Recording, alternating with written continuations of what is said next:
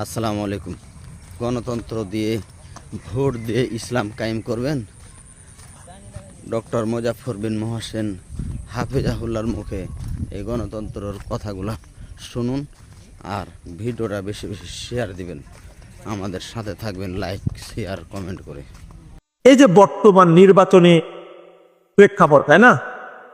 একজন প্রশ্ন করছেন যে প্রচলিত রাজনীতি করবেন না, তাহলে রাষ্ট্রীয়ভাবে আপনারা দিন প্রতিষ্ঠা করবেন কিভাবে, তাই না?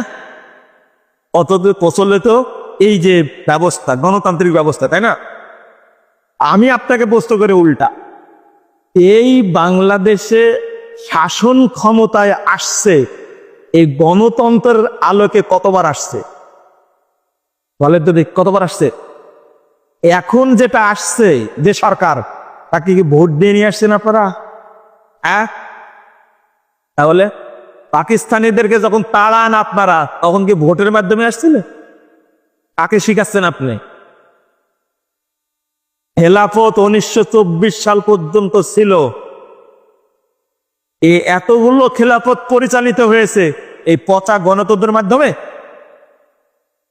আমি আরো স্পষ্ট করে বলি, আগামীতেও যদি দিন প্রতিষ্ঠা করতে চায়, এই কুফুরি তন্ত্রের মাধ্যমে কখনো সম্ভব না, বিপ্লবের মাধ্যমে কখনো হবে না।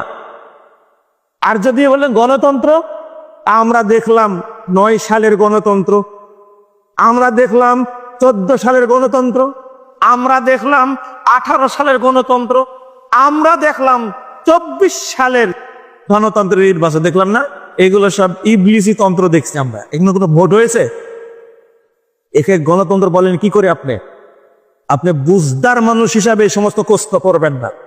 আমাদের স্পষ্ট দাবি, স্পষ্ট কথা, আজকে বাংলাদেশটাকে মুক্তি দিয়েছে আমাদের ছেলেরা আন্দোলন করে, তাই না? সারা দেশের মানুষ নেমে গেছে না? কেন? যেন টুটি চেপে ধরেছিল, আয়না ঘর বানায়। গণতন্ত্র মানে আয়নাতন্ত্র, এটা ধর্ষণতন্ত্র একটা, এটা খুনতন্ত্র একটা। আমার সামনে বলেন কি করে এটা? আপনি ইতিহাস দেখেন, খুঁজে দেখেন। এরশাদ যখন ক্ষমতায় আসে, কি গণতন্ত্রের মধ্যে এসেছিল? কয় বছর চালাইছে? 9 বছর। কাকে ভোট দিয়েছেন আপনি? ও হানা ভোট করেছিল একবার, তাই না? লা হাওলা ওয়ালা কুওয়াতা ইল্লা বিল্লাহ।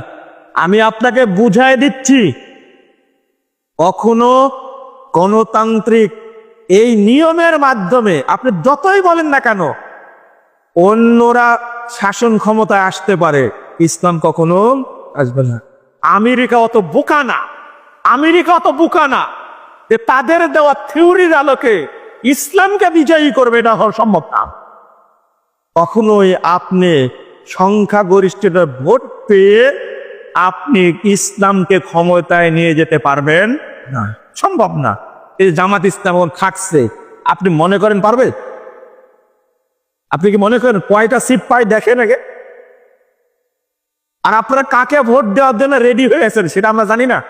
তাহলে নির্বাচন হতে দেন, কি হয় এটা? আমরা এটা চাই।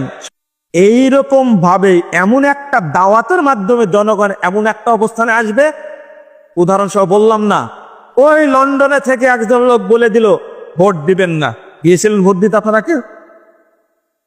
এটা কি দুনিয়ার জন্য না ইসলামের জন্য? দুনিয়ার জন্য। এমন একটা দিন আসবে বাংলাদেশে গণতান্ত্রিক নির্বাচন হলে মানুষ ভোট দিবে না, আমরা এটা চাই না।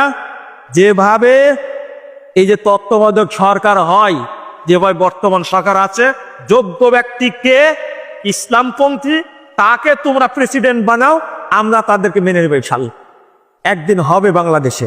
এটাই ছিল মদিনার শাসক, আমরা এটাই চাই।